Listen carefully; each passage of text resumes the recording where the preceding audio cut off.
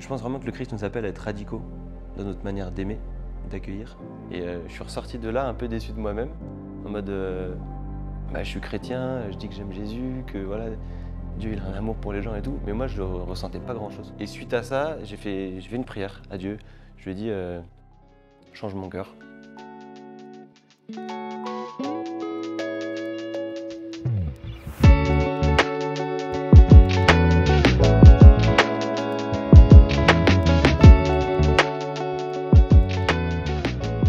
Salut à tous, j'espère que vous allez bien. On se retrouve dans un nouvel épisode de The Parole et ce mois-ci on va parler de la place de l'étranger. J'ai le plaisir pour ça d'accueillir Jonathan. Salut Jonathan. Salut. J'espère que tu vas bien. Oui, très bien. Hyper heureuse de t'accueillir du coup pour parler de ce si beau sujet. Pour commencer, est-ce que tu peux te présenter, d'où tu viens, ce que tu fais dans la vie Yes, donc je m'appelle Jonathan, j'ai 29 ans, j'habite à Paris, je suis assistant pasteur dans une église et à côté je suis freelance marketing et bénévole dans une association qui aide les réfugiés sur Paris qui s'appelle Serve the City et voilà. Est-ce que tu peux nous en dire plus du coup sur cette association et qu'est-ce que tu fais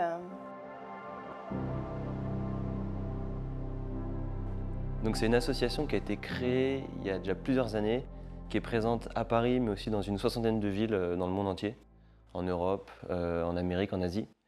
Et à Paris, donc moi j'ai rejoint l'équipe il y a 4-5 ans, quand je suis revenu sur Paris. Aujourd'hui je suis un des directeurs, on est une équipe de 4. Et en fait le but de l'asso c'est aimer les gens, tout simplement. On est là pour servir la ville, pour créer du lien entre les habitants, entre les personnes qui sont un peu abandonnées, les personnes vulnérables, les personnes seules, les personnes qui ont des besoins matériels très concrets. Et donc on rassemble des bénévoles, on rassemble des personnes oubliées et puis on fait des activités. Donc on fait des cours de français, on fait des pique-niques, on organise des vacances, on fait des maraudes, voilà. Donc le cœur de l'asso, c'est vraiment créer du lien et qu'on puisse se sentir aimé. Ça ne s'adresse pas forcément du coup à des personnes, on va dire, réfugiées en fait, c'est vraiment tout Non, type de public. c'est comme le nom le dit, c'est servir la ville. Mhm. Alors à Paris, je pense pour ceux qui connaissent un peu Paris, ils savent il y a des personnes qui sont réfugiées, qui dorment soit dans des camps, soit même dans des hôtels, qui sont accueillis, etc., mais qui restent quand même assez isolés de la société en fait. Et donc nous, c'est un peu la force des choses quand on veut servir la ville, on va avoir les personnes qui cherchent, qui ont besoin d'aide entre guillemets. Et à Paris, c'est principalement des réfugiés. Et est-ce que tu as été sensibilisée à cette question-là dans ton enfance, dans voilà, ton contexte, dans le contexte familial dans lequel tu as grandi? Alors un petit peu, mais pas tant que ça. Donc moi j'ai grandi en banlieue parisienne, dans la banlieue nord. Donc c'était un contexte très multiculturel, Mhm. où vraiment on venait de tous horizons. Après sur les questions humanitaires, sociales, pas plus que ça. Et en fait ce qui s'est passé, c'est que dans ma période d'étudiant en fait, j'ai commencé un peu à me poser des questions. En tant que chrétien, quelle était ma place dans le service, dans les œuvres, etc. Et donc c'est arrivé au fur et à mesure. C'est pas du jour au lendemain que j'ai eu un déclic, mais c'est un cheminement qui a pris quelques années et qui fait que j'en suis là maintenant, quoi. Et qu'est-ce que tu peux nous dire du coup sur cette période étudiante? Je me rappelle d'une première maraude que j'avais faite quand j'étais étudiant à Supaéro et c'était avec la communauté catholique de l'école. Et donc j'avais fait donc une maraude, c'est distribution dans la rue. Et j'étais ressorti de là déçu parce que j'aimais pas les gens. Et il y avait un peu un côté, on donne des sandwichs, on essaie de donner essayer d'aimer un peu de manière concrète. Et je suis ressorti de là un peu déçu de moi-même, en mode, je suis chrétien, je dis que j'aime Jésus, que voilà, Dieu il a un amour pour les gens et tout, mais moi je ressentais pas grand-chose. Et, et suite à ça, j'ai fait une prière à Dieu. Je lui ai dit, change mon cœur, parce que clairement, je suis pas au niveau de l'amour que toi tu as pour les gens. Et ça, c'est, je pense, une étape clé. Et après, au fur et à mesure, j'ai eu une période de gros questionnement sur qu'est-ce que c'était qu'être un disciple. Donc, avec un ami, on avait participé à un week-end théologique en, je ne sais plus quelle année, il y a quoi, 5 ans, je pense, un truc comme ça. Et à la suite de ça, on avait relu l'évangile de Jean ensemble. Et j'avais cherché un peu tous les éléments où le Christ il nous dit si vous faites ça, vous êtes mes disciples sont comme ça, etc. Et en ressortant de cette période de réflexion, de prière, on s'est motivé du coup avec cet ami pour aller passer une semaine à Calais Donc c'était la période où il y avait encore les camps de réfugiés assez balèzes à Calais. Et on avait fait une semaine où on aidait en fait une église. Simplement, concrètement, on allait apporter des médicaments, apporter des repas donc dans les camps de réfugiés. Ça a vraiment réveillé quelque chose en moi, dans le lien que j'avais entre mon job, entre ma foi, entre l'église. À cette époque, j'étais entrepreneur, donc je montais une entreprise en neurosciences. Rien à voir. Et ça a remis en question aussi mon implication dans cette boîte, parce que... Est-ce que ça faisait du sens de faire des neurosciences Bah oui, par rapport à ça? mais en soi, on était dans le médical, donc on développait un système qui permet de réduire les acouphènes. Ok. Donc il y avait, enfin, c'était cool quand même, c'était pas inutile, mais j'avais un peu l'impression que c'était une petite goutte d'eau. Enfin, voilà, les acouphènes, c'est un problème, mais il y a des problèmes bien plus colossaux. Et cette question des réfugiés a commencé à arriver à ce moment-là. Euh, et j'ai découvert, après, je me suis documenté, j'ai un peu cherché sur toutes les questions, réchauffement climatique, pollution, inégalité et tout. Et en fait, on se rend compte qu'il y a eu quelques crises migratoires, enfin crises entre guillemets, quelques mouvements migratoires les dernières années, mais c'est pas fini. Et ça va continuer avec justement ces questions de réchauffement et tout. Et, euh, et en fait, je me disais, en tant que jeune du 21e siècle, la, les, les acouphènes, c'est un problème, mais les problèmes qui sont en train d'émerger sont genre bien plus gros. Et c'est plus ou moins dans cette période-là que j'ai décidé de quitter cette boîte et de me réorienter pour servir à la fois sur ces questions d'environnement et ces questions d'inégalité enfin, de répartition des richesses. Cette question des acouphènes, comme tu dis, c'est pas inutile, mais enfin, ce que j'entends aussi, c'est que pour toi, Dieu avait quelque chose d'autre, en fait. C'était vraiment une période où j'étais plus à l'aise, où au fond de moi, le matin, je me réveillais, j'avais une sorte de boule dans le ventre. Et, euh, et j'ai passé, c'était fin août 2018. On a passé une semaine avec un pote à prier, on jeûnait aussi ensemble. Enfin, c'était par téléphone, on s'en fout, mais. Et du coup, c'est suite à cette semaine-là de prière où j'avais la conviction qu'il fallait que j'arrête.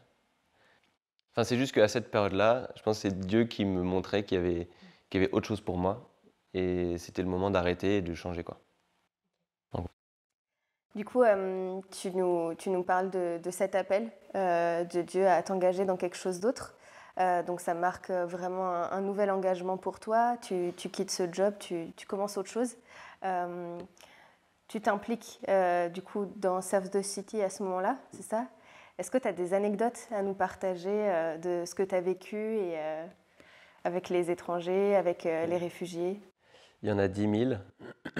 Alors, je dirais une des premières qui m'avait marqué justement, c'était quand on avait été à Calais. Euh, En fait, d'aller voir sur place et de rencontrer des gens, au-delà des chiffres, au-delà des articles qu'on entend, enfin tout ce qu'on peut entendre dans les médias, c'était rencontrer des personnes. Et je me rappellerai toujours, donc à Calais, c'était vraiment un grand camp, il y avait je ne sais pas combien de milliers de personnes, et il y avait un quartier un peu afghan, un quartier syrien, un quartier éthiopien.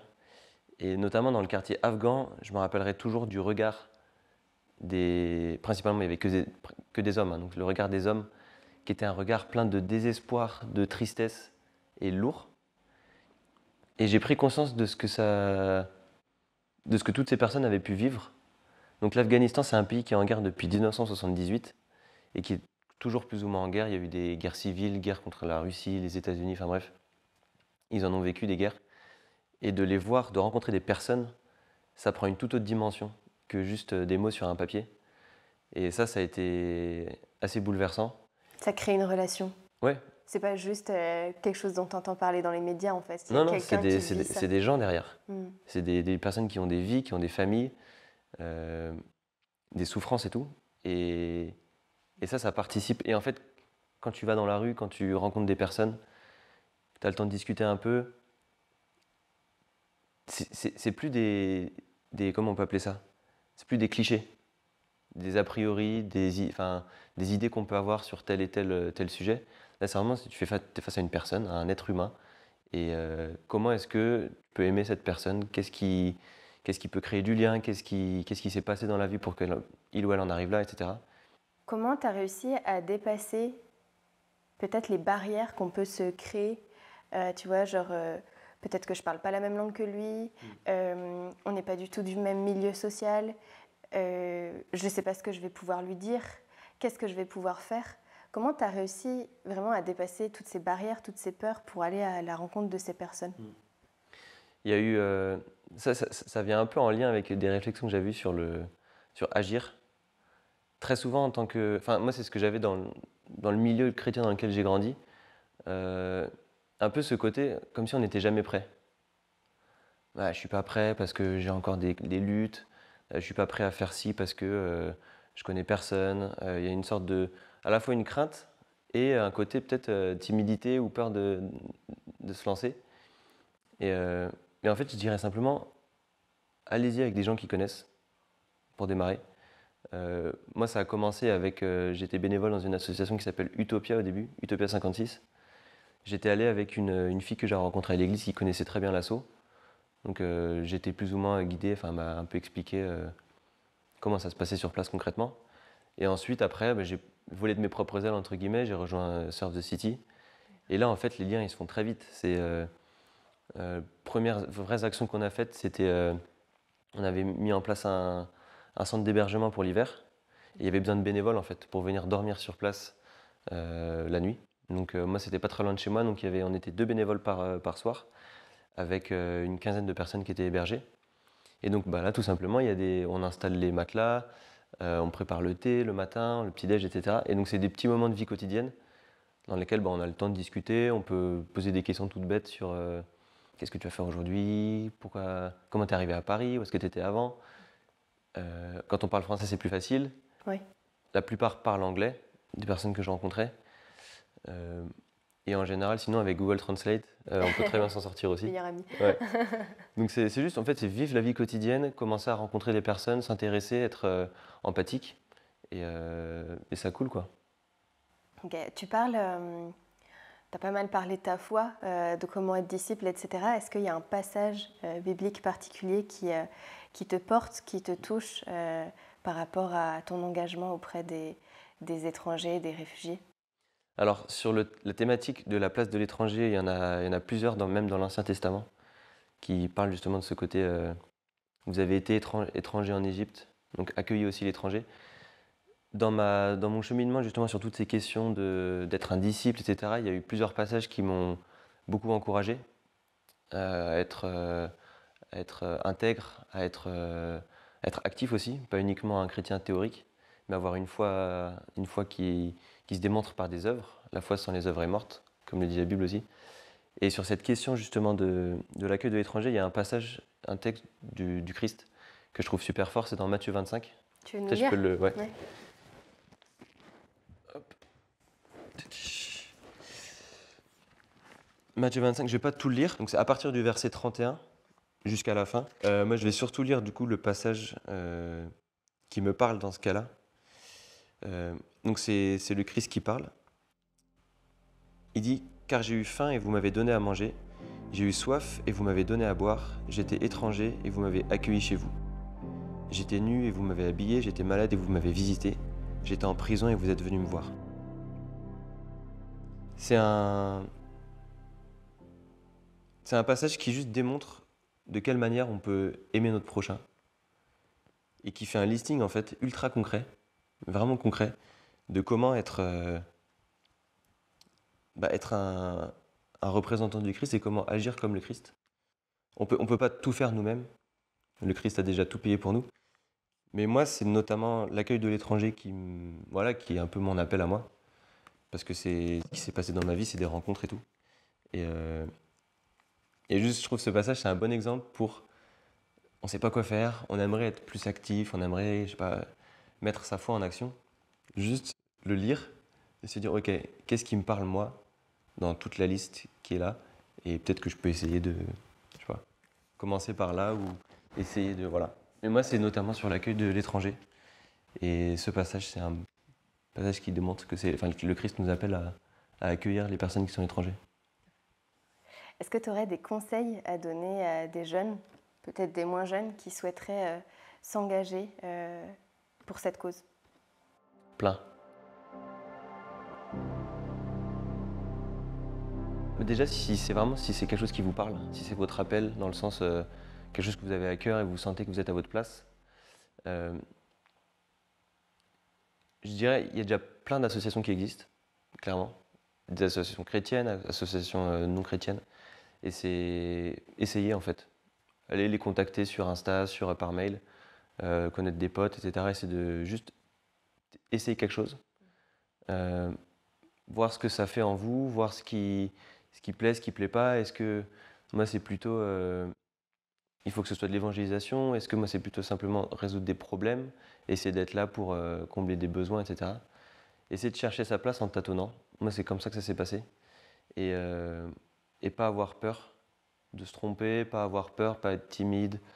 euh, Juste y aller. En soi, il n'y a rien qui nous empêche. Euh, un autre conseil très pratique que je donnerais, c'est de... Et je pense que ça demande du temps, mais c'est arriver à avoir l'empathie pour se mettre dans la personne avec qui on parle. De se dire, si moi j'étais dans un pays dans lequel je connais un petit peu la langue, pas la culture, j'ai pas d'amis, j'ai pas de famille, je suis vraiment seul, qu'est-ce que j'attendrais qu'il se passe? Qu'est-ce que j'attendrais de la part des habitants? Et essayer de cette manière-là, c'est un peu idiot, dit comme ça, mais c'est de l'empathie pure. Qu'est-ce que je pourrais faire du coup pour accueillir ceux qui sont étrangers chez nous? Des fois, je pense qu'on ne se rend pas compte. Moi, j'ai grandi en région parisienne, j'habite à Paris, je connais plein de monde à Paris. Et en fait, c'est une chance, c'est une grâce énorme de ne pas être seul, de ne pas se sentir seul, d'avoir des amis, des personnes qu'on peut appeler, des personnes qu'on peut voir, etc. Et du coup, un autre tips tout bête, c'est passer du temps. Moi, c'est quelque chose maintenant sur lequel j'accentue un peu mon action. Au début, j'étais beaucoup dans le faire, donc aller distribuer des sandwichs, passer des nuits dans les centres d'hébergement, accompagner des personnes pour leurs papiers, etc. Et maintenant, je pense que c'était important au début, et maintenant, ce que je fais, c'est plus passer du temps et créer des amitiés, plus que juste combler des besoins. Parce que lié à ce côté d'être étranger, d'être seul, en fait, ce qui compte, c'est de se sentir aimé, de se sentir compté pour quelqu'un, de se sentir inclus dans une société, dans une culture, et pas être juste mis sur le côté, rejeté, et, euh, et à avoir une place, en fait. Donc là, en ce moment, je passe plus de temps à essayer de créer des amitiés, à passer du temps à faire La présence, quoi. présence, ouais, que de chercher à combler des besoins matériels. Et j'ai une dernière petite question avant qu'on puisse conclure ce beau temps passé ensemble. Je sais que c'est un sujet qui est quand même assez polémique, mais j'ai quand même envie de te poser la question. Comment, en tant que chrétien, on peut réussir à avoir une attitude juste, mais aussi fraternelle pour l'accueil des réfugiés? Question polémique et question centrale, en fait, dans comment est-ce que l'Église, comment est-ce que les chrétiens se positionnent par rapport à tous ces sujets. J'ai pas d'avis au niveau. Moi, j'ai juste mon retour d'expérience avec les apprentissages que j'ai pu en faire. Il y a une chose, je pense que c'est le Christ, comme je l'avais relu, nous appelle à être actif, accueillir l'étranger. L'étranger a toujours une raison de partir en fait. Il y a, quand on parle de l'Afghanistan par exemple, c'est des questions de guerre, mais même les personnes qui partent pour des questions réfugiés économiques, c'est que dans leur pays en fait, il y avait peut-être moins de travail ou quoi que ce soit. Quand nous en France on a la chance de pouvoir partir s'expatrier en Argentine parce qu'on veut plus d'exotisme, nous aussi parfois on est étranger dans un autre pays. Mais c'est juste qu'on voilà, il y a des questions de richesse qui placent l'étranger avec d'autres adjectifs. Un expatrié, c'est toujours mieux vu qu'une personne réfugiée. Donc je pense vraiment que le Christ nous appelle à être radicaux dans notre manière d'aimer, d'accueillir. En plus, on a la chance en France d'avoir des richesses. On peut en fait, on a les moyens d'accueillir. Mais en même temps, il y a ce côté, il ne faut pas être naïf non plus. Il y a une vraie sagesse à avoir. Accueillir dans un pays, c'est pas simplement répondre aux besoins primaires. C'est pas uniquement donner un toit, c'est pas uniquement donner à manger, vêtir, mais il y a un vrai côté accueillir dans la société, dans la culture. Et je pense que c'est important quand on va servir, enfin moi en tout cas je vois vraiment comme ça, quand je vais servir et que je veux accueillir des personnes qui sont étrangères en France, en fait il y a un côté je suis fier de ma culture à moi. Et ils sont venus en France, je leur partage ma culture. Et c'est pas un effacement de qui je suis, c'est pas je m'efface pour laisser l'autre complètement s'exprimer, il y a un côté les accueillir, donc les accueillir dans la société, leur donner une manière de s'exprimer, de participer à tout ça, qui est au-delà de juste répondre aux questions des besoins primaires et qui va plus loin que... En fait, je pense qu'il y a un besoin de se connaître, connaître sa culture, connaître qui on est pour pouvoir bien accueillir. Sinon, on s'efface et soi-même, on devient étranger dans son propre pays. C'est très clair. Merci. On peut en parler très longtemps, mais c'est un gros sujet. Ouais. De sociologie, de machin. Ouais. Eh bien, merci pour tout ce qu'on a pu échanger, pour ton témoignage de vie si riche. Et merci aussi pour les invitations que tu nous lances à répondre à notre appel particulier. Toi, c'est pour l'accueil des réfugiés. Et peut-être que parmi certains qui vont voir la vidéo, ça va les titiller quelque part. J'espère. Donc, pour ça, je te remercie encore une fois. Et merci à vous. J'espère que ce témoignage vous aura autant plu qu'à moi. N'hésitez pas à partager, commenter, vous abonner. Et si vous avez des questions, on se retrouve en MP sur Instagram. Et puis, je vous retrouve, ou peut-être Marion, le mois prochain pour un nouveau thème et un nouveau témoin. Salut!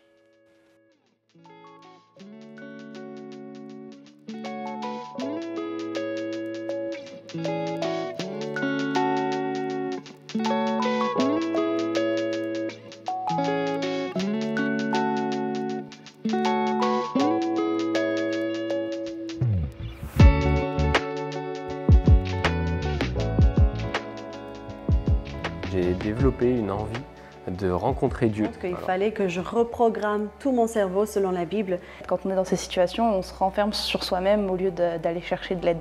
Dieu, il ne souhaite pas, c'est pas lui qui nous envoie le mal, c'est pas lui qui nous envoie la mort. Il n'y a rien de plus grand que le pardon de nos péchés.